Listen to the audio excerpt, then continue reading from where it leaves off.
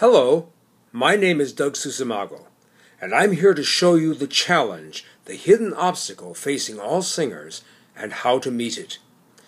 In my book, Freeing the Voice from the Left Brain, which has brought you to this webpage, and which I hope you will purchase before leaving it, I spell out the nature of the challenge. If you sing pop, contemporary, country, rock, or any other music that puts you in close contact with a band, you're almost certainly aware that instrument players look down on most singers as being deficient in musical skills such as rhythm, pitch, and harmony.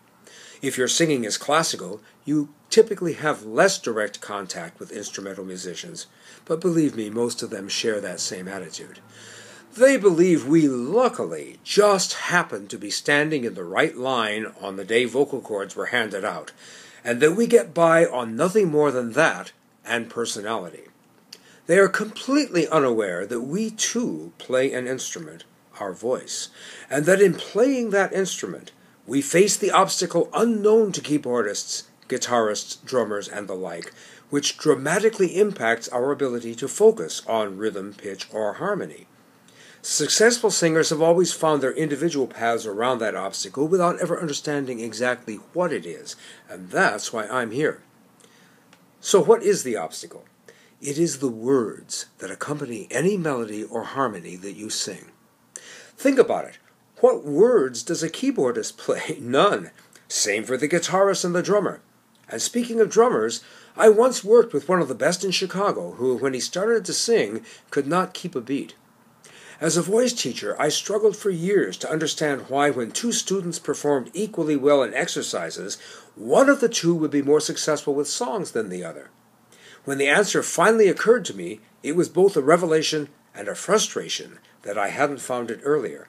At the same time, I was at last able to look back over the previous 20 years and see how step by step I had been moving towards the answer, though for the longest time I felt I was dancing around the edges of the problem without being able to reach it and take hold of its center. That problem is this.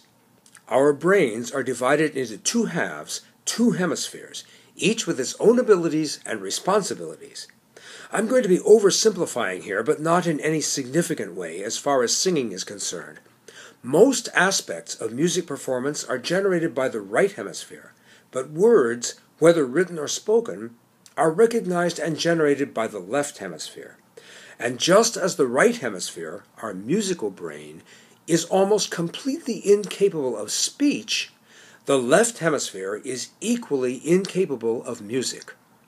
This is virtually no problem at all for an instrumentalist. Remember, no words, and therefore little or no left hemisphere.